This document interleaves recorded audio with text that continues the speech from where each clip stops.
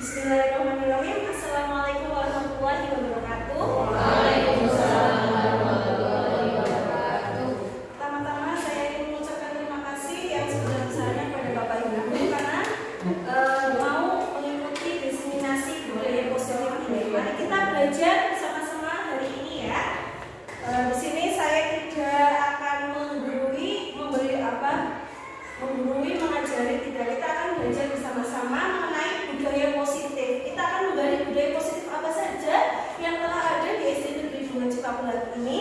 Lalu apa yang belum ada kita perbaiki dan selanjutnya menuju SD Negeri 2 Cipapu yang lebih baik lagi ya.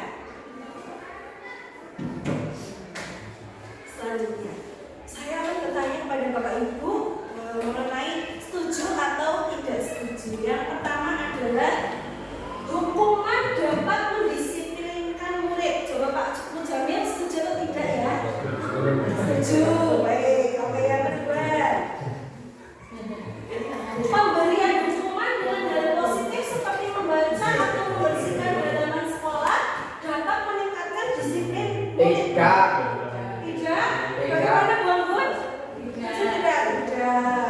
Boleh, kita simpan dulu jawabannya ya. Di sini belum ada yang benar atau belum ada yang salah ya. Kita simpan dulu. Lalu yang ketiga, memberi penghargaan dapat meningkatkan motivasi belajar murid. Tidak. Oke. Terima kasih. Selanjutnya. Nah, konsep inti budaya positif itu ada beberapa. Budaya disiplin positif, motivasi, keyakinan kelas, kebutuhan dasar, posisi kontrol, dan segitiga restitusi. Nah, selanjutnya kita akan membahas tentang disiplin positif dan nilai-nilai kebajikan. Nah, coba sekarang Bapak Ibu berpasangan dengan sebelahnya. Bapak Ibu yang tidak punya pasangan siapa? Pak Jafi.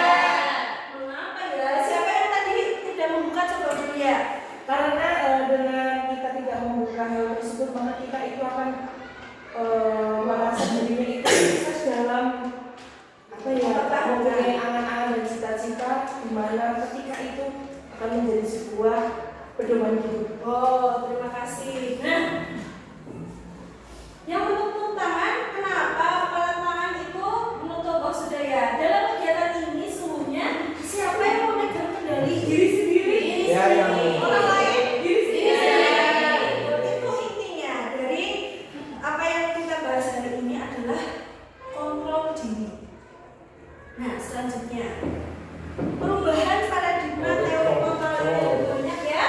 Seperti yang artinya adalah ilusi kontrol.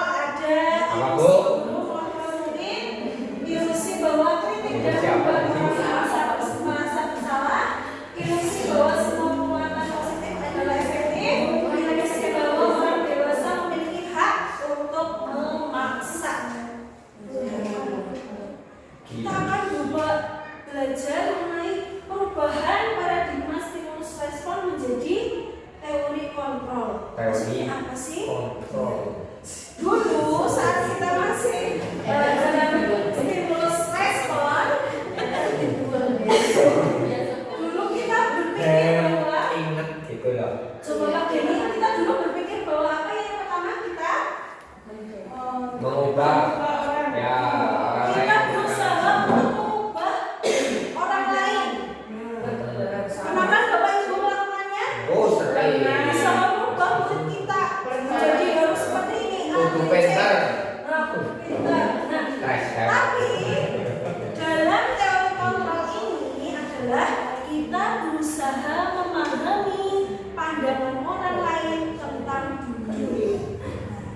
Kita akan memahami cara orang lain memandang dunia. Yang kedua, dalam stimulus respon itu perilaku buruk dilihat sebagai kesalahan. Anak mencontek, kamu salah. Tapi dalam teori kontrol, semua perilaku memiliki tujuan. Mungkin anak yang mencontek, iya karena takut dimarahi ibunya. Karena ini nilainya bagus, ya mungkin mereka semua memiliki tujuan untuk melakukannya. Yang ketiga, orang lain bisa mengontrol saya. Nah, tapi ternyata setelah kita praktekkan, ternyata hanya kita sendiri yang bisa mengontrol diri kita. Percuma orang lain berkata A, B, C, tapi kalau diri kita tidak yakin, percuma. Lalu yang selanjutnya, saya bisa mengontrol orang lain. Nah, tapi dalam teori kontrol itu ternyata kita tidak bisa mengontrol orang lain, ya. Saya tidak bisa membuka tangan dari Bu Linda.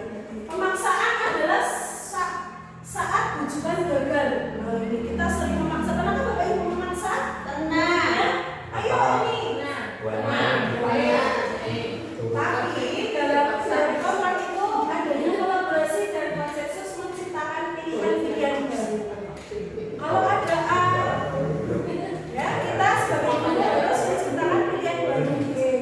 Anak-anak, kalau kamu seperti ini, coba hal baru ini yang lebih baik. Nah, kita tidak boleh menyalahkan anak. Selanjutnya, model berpikir menang atau kalah. Nah, ini dalam teori kontrol itu model berpikir menang-menang. Apa itu? Ya, win-win solution. Selanjutnya, disiplin. Disiplin itu apa ya, Bu Lena? Disiplin Apa itu? Menurut Lena? menurut saya. Ya, menurut Menurut saya. saya itu disiplin berarti sesuai dengan aturan, bisa Aturan. Iya, dia bisa asli. Ya. Nah, dalam ini teori ya. Teori.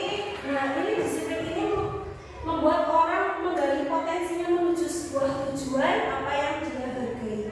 Disiplin itu sama saja menghargai dirinya sendiri, tidak menghargai aturan gitu Bu Lena. Bukan karena kita menghargai aturan, tapi karena kita menghargai diri sendiri. Namun dalam budaya kita, makna kata disiplin telah berubah menjadi sesuatu yang dilakukan seorang pada orang lain untuk mendapatkan kepatuhan. Kecenderungan umum adalah menghubungkan kata disiplin dengan ketidaknyamanan, bukan dengan apa yang kita hargai. Banyak disiplin itu berpengaruh kepada diri kita, itu diri kita menjadi tidak nyaman, gitu ya Bapak Ibu. Nah, ini nilai-nilai kebajikan. Apa itu nilai-nilai kebajikan? Itu adalah nilai-nilai atau sifat-sifat yang positif yang ada dalam diri manusia. Apa saja? Nah, contohnya itu sudah ada dalam profil pelajar Pancasila itu ya. Ada beriman dan bertakwa kepada Tuhan Yang Maha Esa. Terus apa lagi besok? Sekarang mulia. Kebijakan global. Nah, selanjutnya teori motivasi lingkungan. Nah, teori motivasi perilaku manusia. Hal ini tuh bertujuan untuk menghindari ketidaknyamanan. Apa yang akan terjadi apabila saya tidak melakukannya ya? Nah, ini untuk mendapatkan imbalan dan untuk menghargai diri sendiri. Ini ada motivasi eksternal dan internal. Kita lanjut saja. Ini merdeka menurut Ki Hajar Dewantara adalah apa ya, Bu Putih? Gimana Bu? Merdeka menurut Ki Hajar Dewantara artinya merdeka itu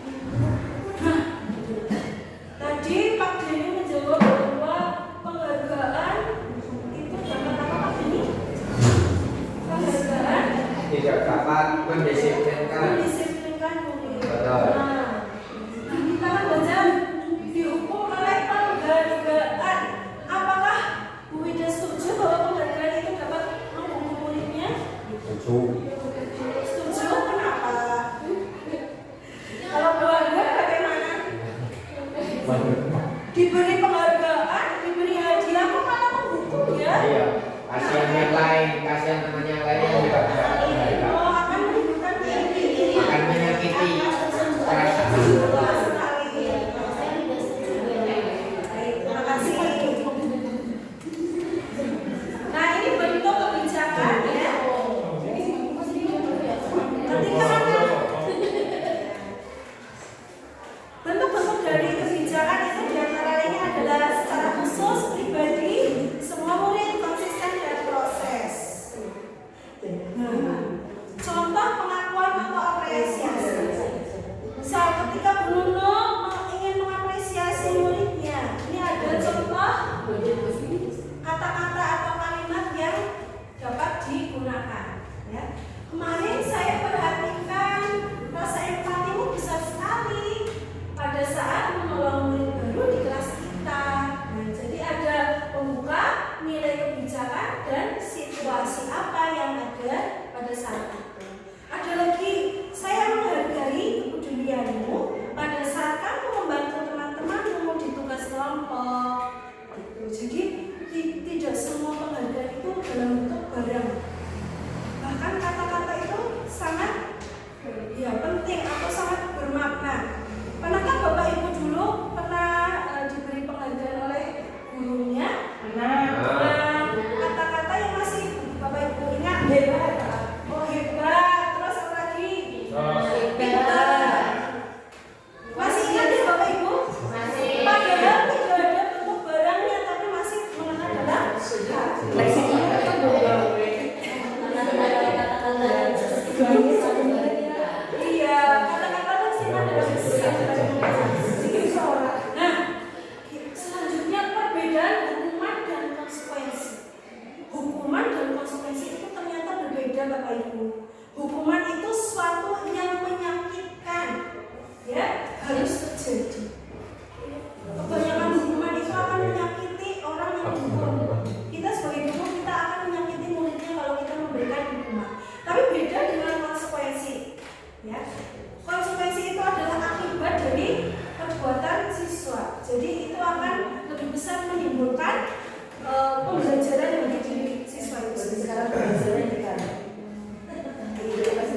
Nah, mari kita kenali. Oke. Coba selanjutnya kita akan bermain. Ya. Pak Mujamil juga boleh maju Pak. Di sini ada kata mencatat 100 kali di dalam buku kalimat. Saya tidak akan terlambat lagi karena terlambat ke sekolah Pak Mujamil. Jadi ada anak terlambat ke sekolah, guru itu memberikan hukuman dengan suruh mencatat saya tidak akan terlambat lagi 100 kali. Ya. Menurut Pak Mujamil ini adalah sanksi atau hukuman? Diklik Pak. Ada. Ini asik. Ya, saya juga belajar di LMS itu asik. Apa? Ya, mencatat 100 kali itu menurut Pak Mujamil sanksi atau hukuman? Sama saja. Hukum masalah kampus sama.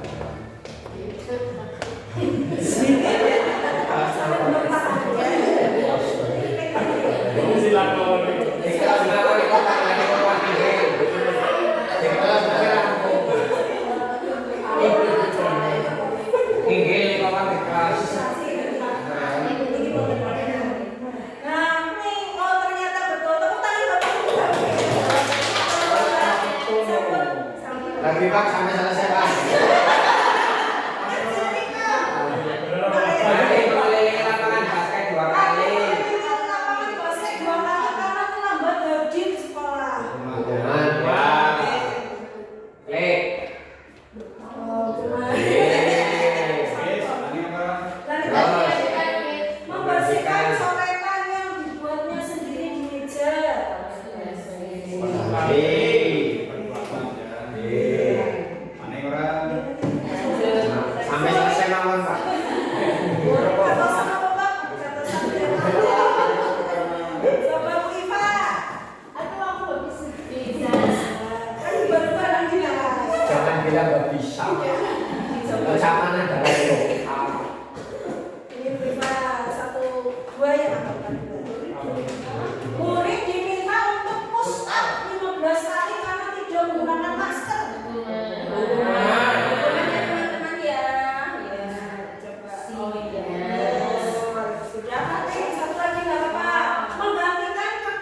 Semuanya telah dicoret-coret.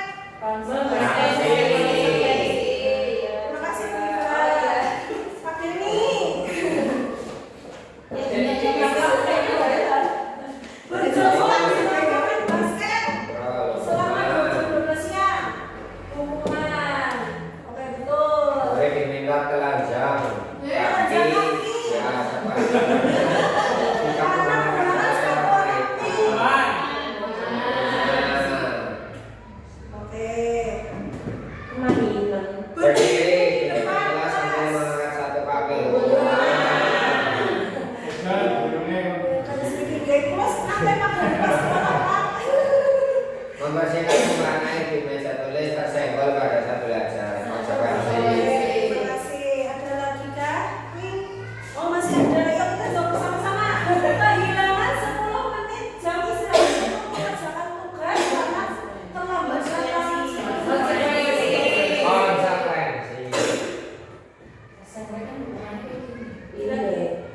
Duduk di bangku pinggir lapangan jam istirahat tidak diizinkan bermain oleh guru.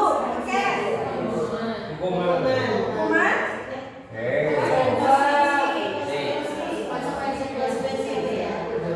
Konsekuensi. Konsekuensi. Coba ya. Konsekuensi hukum cedera itu Lambat dari 15 menit, diminta 15 menit sudah jelas. Dan dipotong istirahat. Konsekuensi. Lari mengelilingi lapangan basket 2 kali karena melambat 10 menit di pembelajaran PJOK.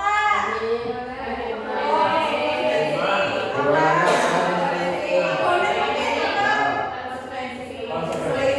PJOK konsekuensi. Kata Pak Bonet kan dari PJOK kita menurut jawabannya Pak Bonet ya konsekuensi. Ternyata kenapa ya? Kenapa betul konsekuensi? Biar tanggung jawab. Tapi kan ada yang situ. Karena itu adalah pembelajaran PJOK. Selanjutnya membersihkan WC sekolah karena mematahkan pensil kawannya. Oke. Masih ada lagi? Oh, tepuk tangan buat kita semua. Setelah permainan ini, apa yang dapat kita ambil ya? Sudah paham kan Bapak Ibu mengenai perbedaan hukuman dan konsekuensi? Ya, saya sudah mulai paham ini mengenai hukuman dan konsekuensi. Nah, menurut Bu Ida ini perbedaannya apa itu? Ya?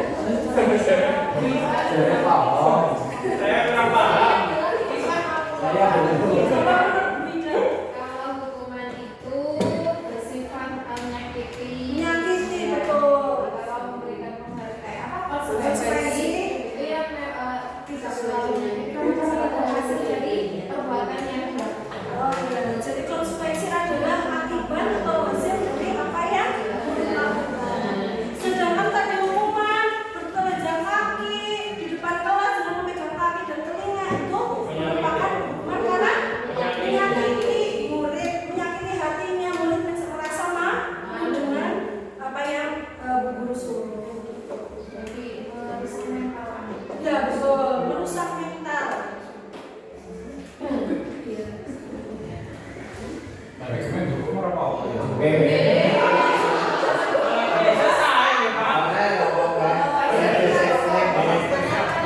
Jadi boleh cerita sepertinya kayaknya dulu Karena pernah beda sama. Kalau dulu lebih ke hukuman. sekolah perlindungan dulu hukum Saya dulu pernah di bola waktu di guru kelas 6 sedang menjelaskan pelajaran matematika seluruh saya.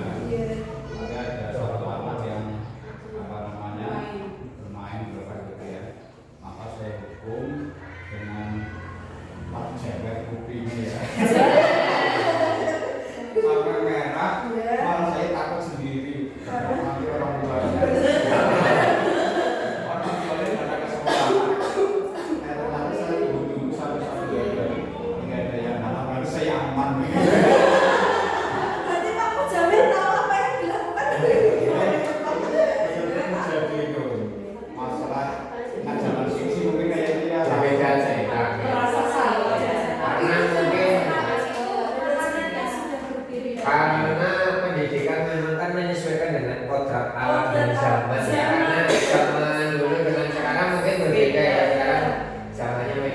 usia orang tua kritis dan lain sebagainya mungkin berbeda cerita. Belum ada waktu. Iya. Belum ada HP, belum viral ya Pak, bisa viral.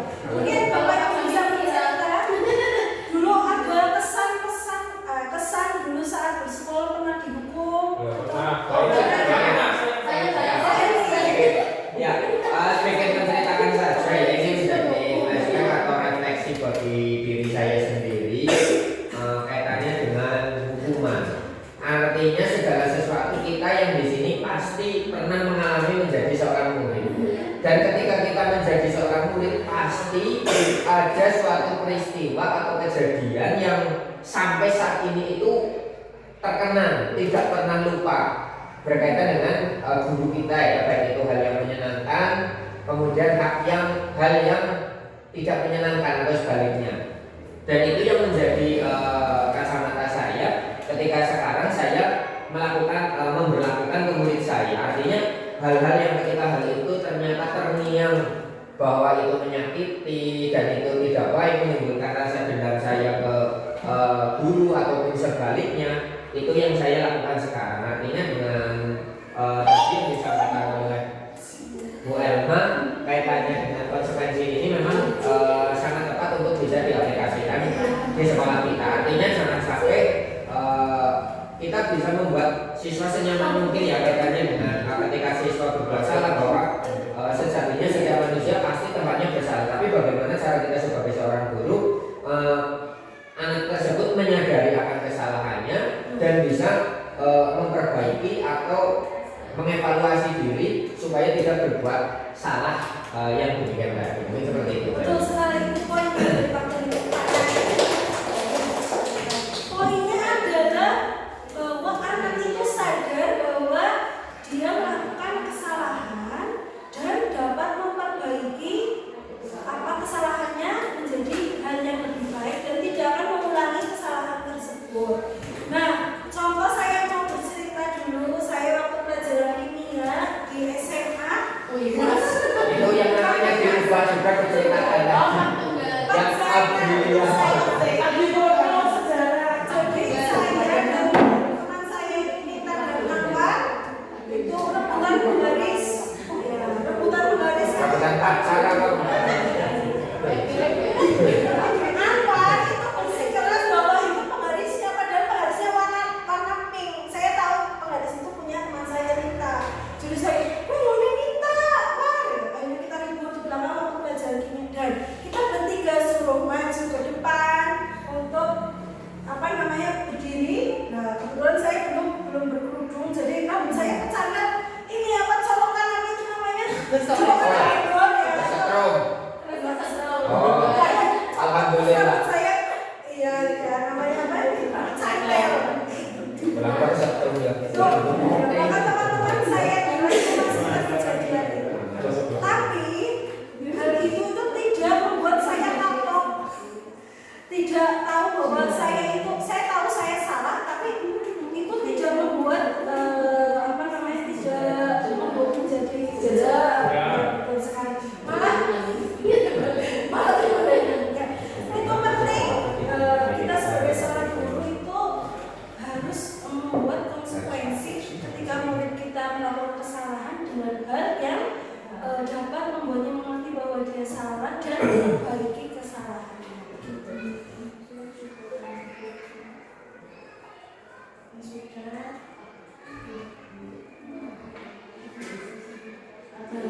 Selanjutnya restitusi. Apa itu? Nah, restitusi. Pernahkah Bapak Ibu mendengar restitusi? Nah, restitusi adalah proses menciptakan kondisi bagi murid untuk memperbaiki kesalahan mereka, sehingga mereka bisa menjadi kembali pada kelompok mereka yang karakter lebih kuat. Nah, tadi konsekuensi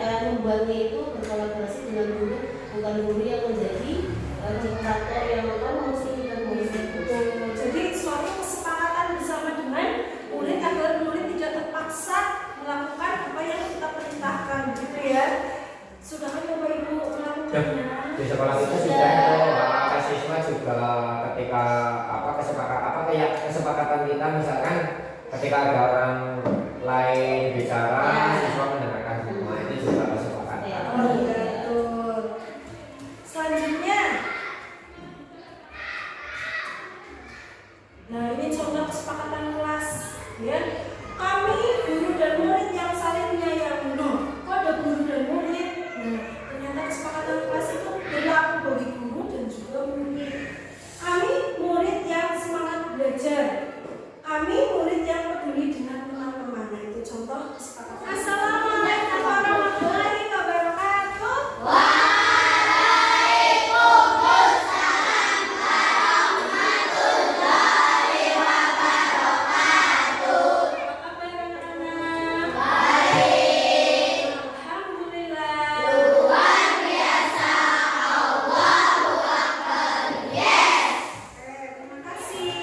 Sudah sarapan belum?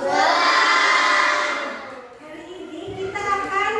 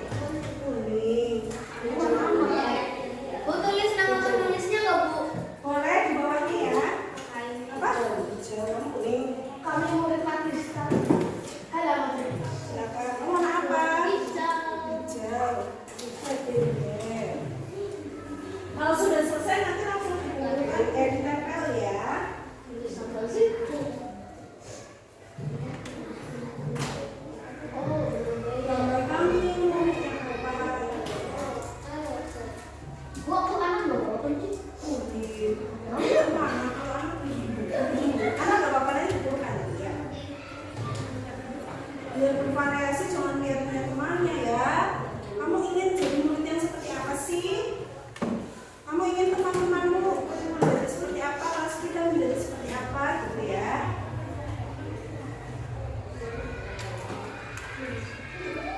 Ada yang sudah? Bersama sudah? Tuh.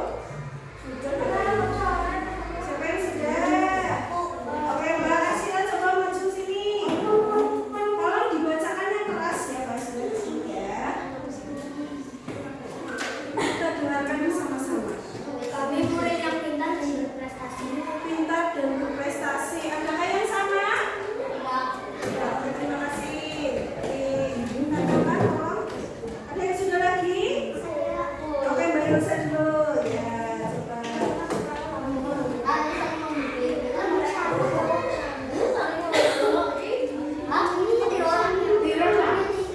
Oh, ulangi coba yang lain didengarkan ya ketika ada teman yang berbicara. Kamu mendengarkan. Kami murid yang ramah. Ramahnya dengan cara apa yang Mbak Yulsa ya? Kira-kira ya. Senyum, gitu ya. Udah bertekanan itu ya. Terima kasih ya. Ya, Mbak Sati.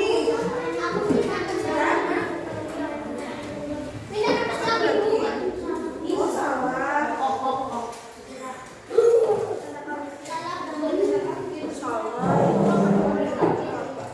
Salah. Oh, sudah katanya siapa yang salah?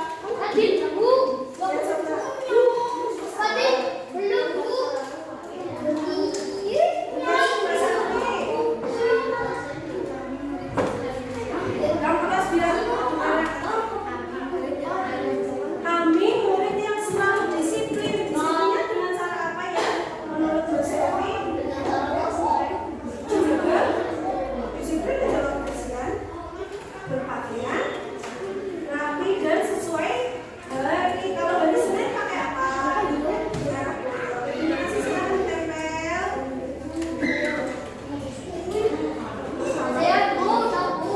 Saya sudah.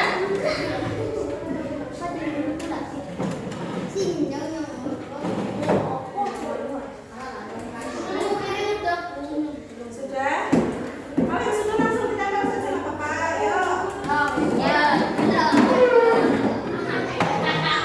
Lalu ya. Nanti juga mau kan?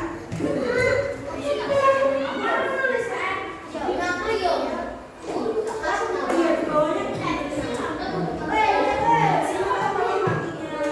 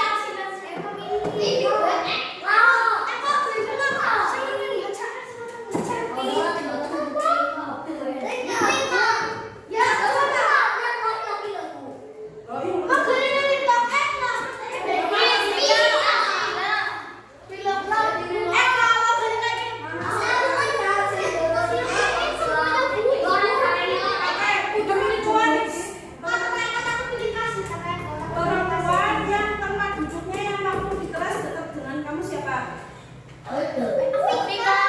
Afrika.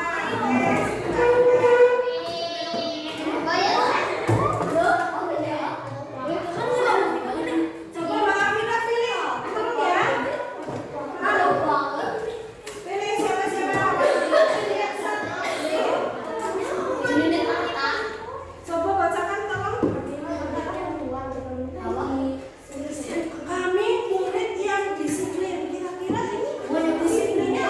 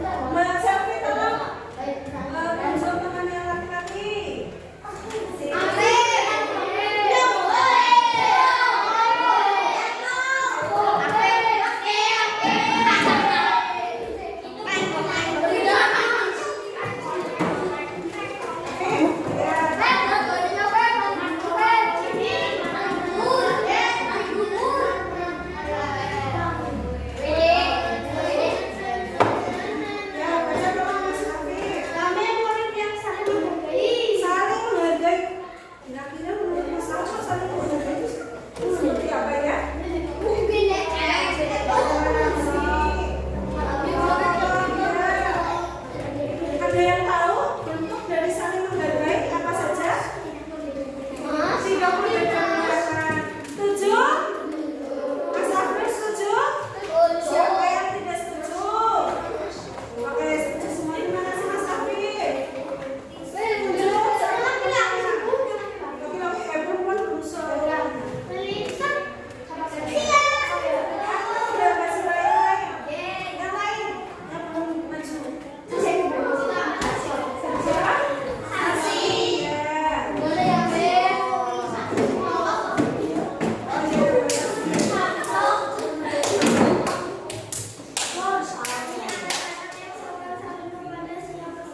Sopan satu sudah ya? Lanjut satu lagi coba.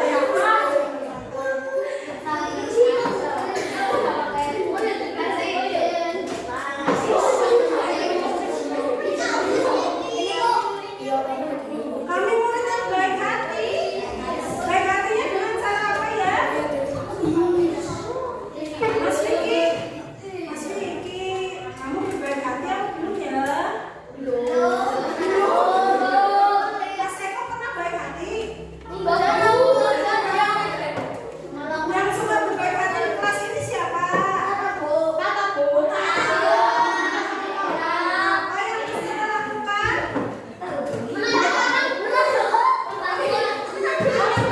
Saling membantu. Setuju? Setuju? Siapa yang tidak setuju? Siapa yang setuju? Mas Farel? Kamu? Kayak bahasa sih tunjuk yang laki-laki siapa?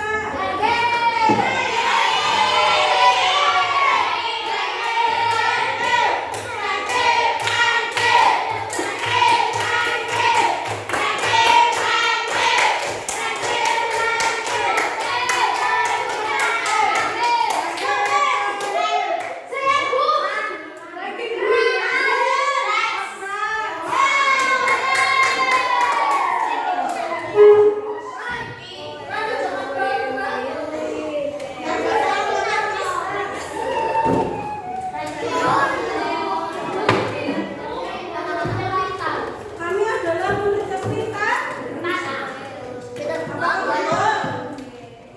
Semuanya pintar atau tidak? Kalau ini, oke, nanti kita tambah ya. Kami adalah murid yang pintar di bidang masing-masing. Siapa yang pintar di matematika? Tidak semuanya pintar di matematika. Tepuk satu. Tidak semuanya pintar di IPS. Tidak semuanya pintar di bahasa Inggris. Tapi ada yang pintar olahraga tidak? Ada yang bisa menari? Ada yang bisa menyanyi? Masih bagus. Semua anak pintar, tapi menurut kebisaannya masing-masing. Setuju?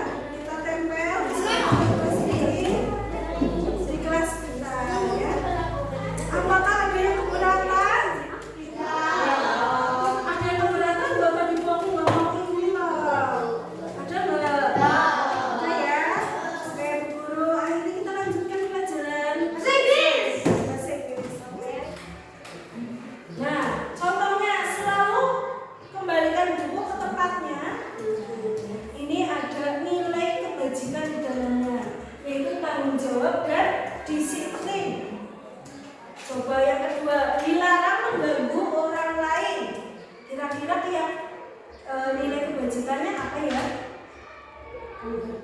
Menghargai teman. Terima kasih dulu. Apa ini betul? Betul. Menghormati, menghargai teman. Selanjutnya hadir di sekolah 15 menit sebelum pembelajaran dimulai. Apa ini? Ternyata menghormati. Berkomitmen. Nah, itu komitmen dengan peraturan sekolah. Dilarang melakukan kekerasan. Itu keselamatan, menghormati. Dilarang menggunakan narkoba, kesehatan dan keselamatan. Bergantian atau giliran. Sabar, betul sekali. Nah, Bapak Ibu, kita sebagai manusia itu memiliki kebutuhan dasar, di antaranya adalah kebutuhan untuk hidup, rasa kasih sayang, kesenangan, kebebasan, penguasaan. Semua ini itu harus ada dalam diri manusia, murid kita, bahkan diri kita sendiri. Pernahkah Bapak Ibu menemui murid yang sukanya bertanya hal-hal yang tidak penting, terus mencari perhatian? Pernah? Kira-kira murid tersebut sudah terpenuhi kebutuhan dasar manusianya atau belum? Apa yang belum terpenuhi? Yang mana yang kira-kira murid yang caper?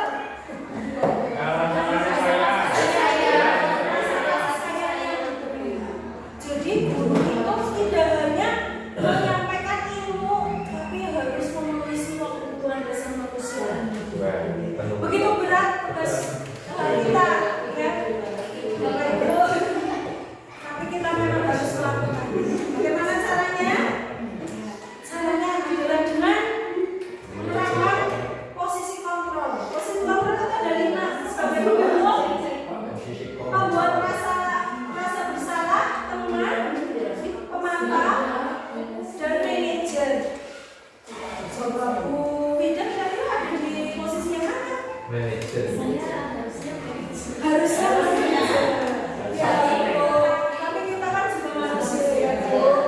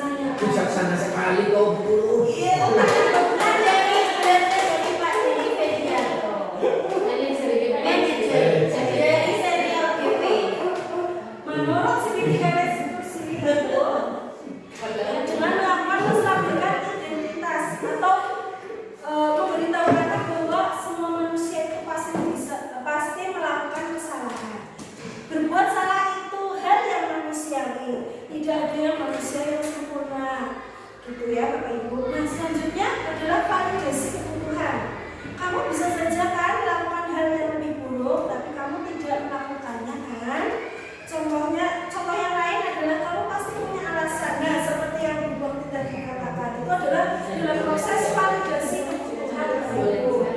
Dan yaitu menanyakan alasan. Setelah menanyakan alasan, itu guru berkata menanyakan keyakinan.